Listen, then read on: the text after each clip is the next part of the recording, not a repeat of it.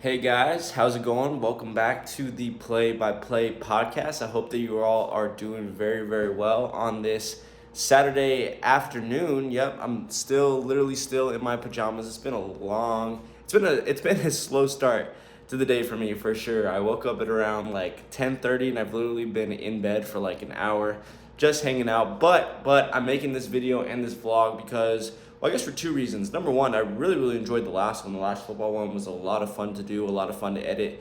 It was a really cool video to make. But also number two, today is a big day. Today is the Battle of I-25 in basketball, not in football, in basketball between the New Mexico State Aggies, which if you didn't know is my home school, and the New Mexico Lobos, who are actually from my hometown of Albuquerque, New Mexico. So I guess New Mexico State isn't my home school, but it's a school that I'm currently going to right now. And today, you guessed it, we're once again, my hand is getting in the way. I don't know why that is happening. But you guessed it, we are going to be going to the court to do some sports reporting for my student-ran news organization, News 22. So I figured that I'd bring you guys along, and I figured that I'd do kind of a whole day type thing. There's not a lot really going on today. The game starts at 7, so we will probably get there about an hour early at 6 o'clock because I'm guessing that it's going to be pretty packed. Hopefully, it's going to be packed because this is one of the first times in a while that they've actually done this rivalry game early. Normally, it's during Christmas break in December, but they're actually doing it in the middle of November, so a lot of students are still here on campus, and so I'm hoping and praying that it is a packed crowd and a fun atmosphere because last year's game of the Battle of I-40, I believe, against UTEP was super packed with students. But so hopefully today is super hype. But on the agenda for today, before we have to go and leave at 6 o'clock, not really much. Gonna do a little bit of housekeeping around, pick up the house before I start, getting my stuff together. And we're gonna be eating, so I'm gonna be bringing you guys along. But hopefully it's gonna be a fun, exciting day. But first, let's clean up the house a little bit. My room needs to be picked up 100%. But it's gonna be a fun day, and I'm excited to bring you guys along on the ride in my pajamas. But we need to go ahead, clean up the room a little bit. The bed is an absolute mess. And then we'll get on to hopefully getting some food. So let's get started.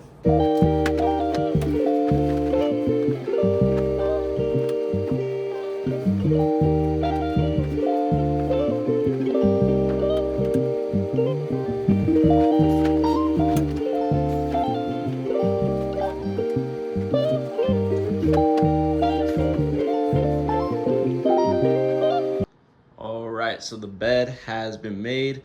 Wasn't too bad and was able to clean up the room a little bit. Still need to get rid of, I have these like two LED lights that I bought, well not LED, like lamps that I bought last year for my apartment that I don't even use before. That's a big ass scuff mark that I didn't even notice. It's kind of wild, it's not even coming out. But the room is pretty much made. So you can see a little bit of a view there, but the rest of the house is, as you can see, still a little bit of a mess. You guys want to know what a life of a student journalist is? This is it, bro. It is just a mess. We're gonna have to clean up some of these hoodies and sweats and my computer. Got my shoes over there, and then hopefully we'll get started on some breakfast.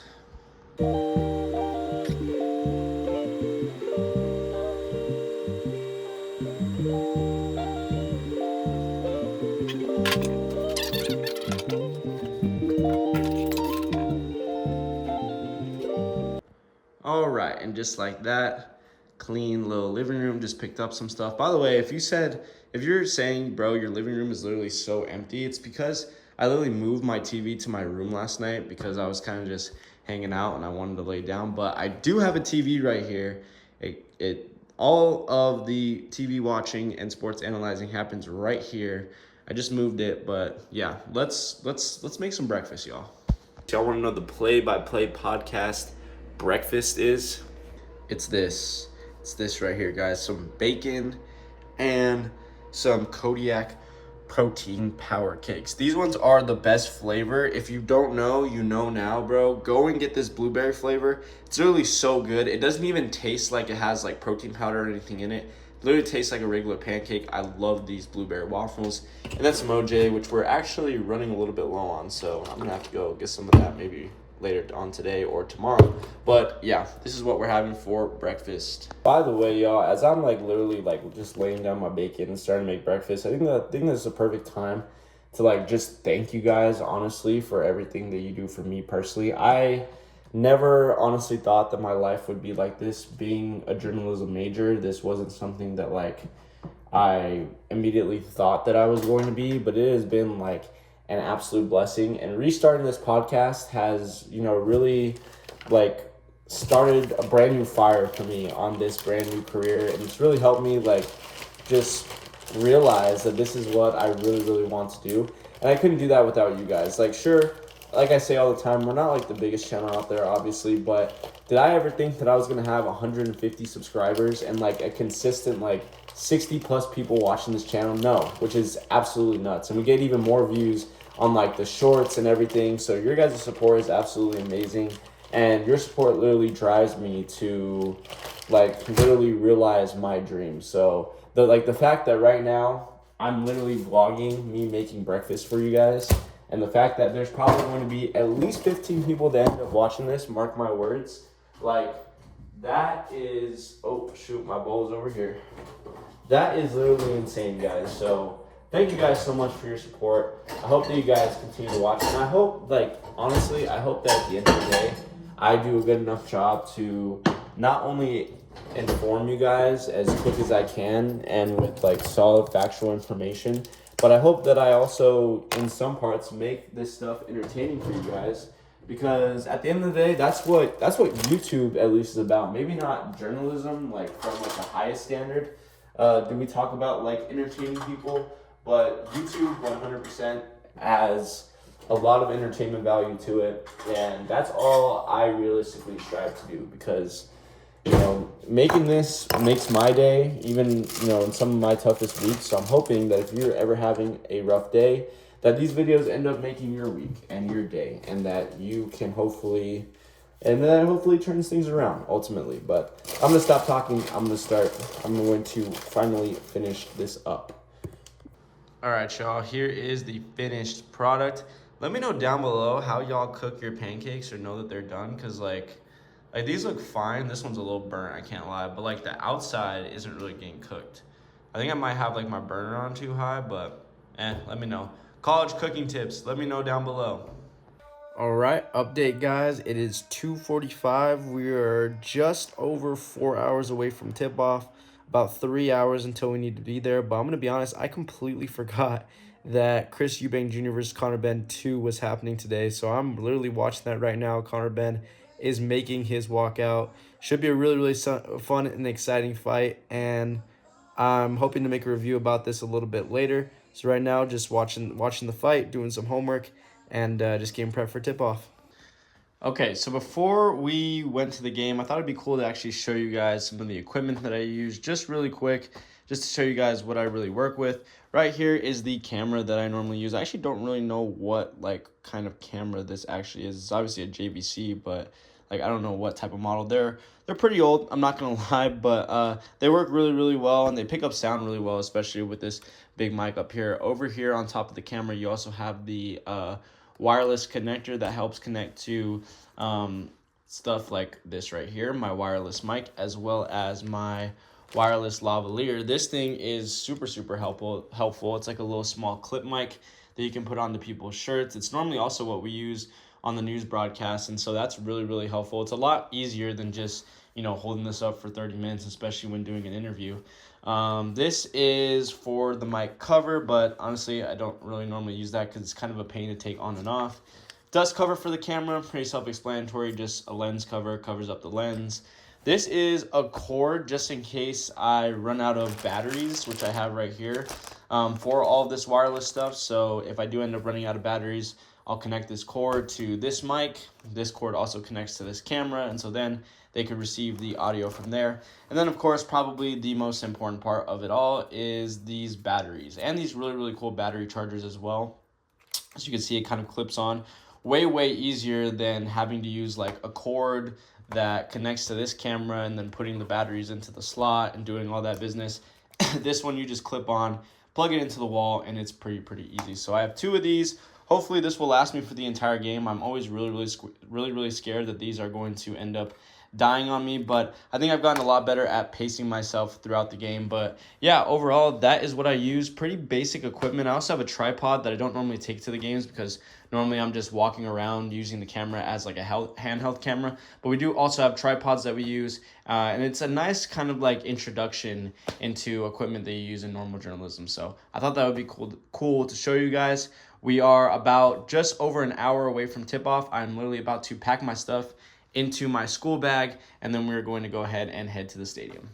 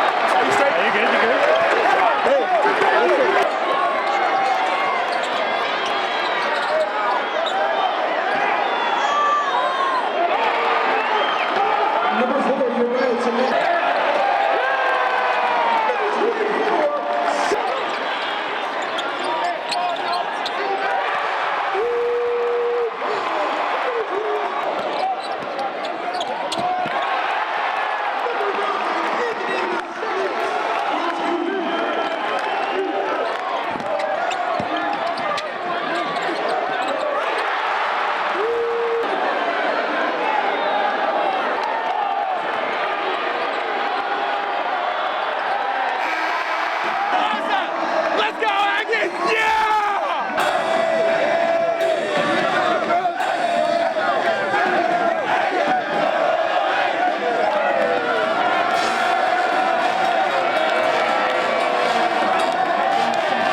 Coach, these last two games, you played with a little bit of smaller lineups with both Chris Terrell and Elijah Elliott. Why have you gone to that, and what have you liked out of the production of those two, especially Elliott tonight? They both bring a lot of energy. They're both really good on the ball defenders. But, I think right now, as a coach, I'm still trying to figure out our rotation. And, tonight I've had a really good gut about Elijah, and I stuck him in there, and he hit 2 threes right off the bat. He played about 6 straight minutes, got tired, I took him out. But, at the end of the game, when we went to finish at the end, I put him back in there. And I think a couple of my assistants were like, are you sure? Because he's just not played a lot yet, and he's still trying to get, his bearings and get his feet up underneath him. But just had a good gut, man, that he was going to drive us home, and he did. He went and got that ball strong 2 times, got fouled. He went to the free throw line. He made 6 out of 8, and that's what it takes. That's winning basketball. When you have a lead and you get the ball in bounds, you go get the ball, you're strong with the ball, you get to the free throw line and you make them. And, I thought he played great tonight, But to me, I know this wasn't part of your question, but to me, I thought the MVP of the game tonight was Augustine.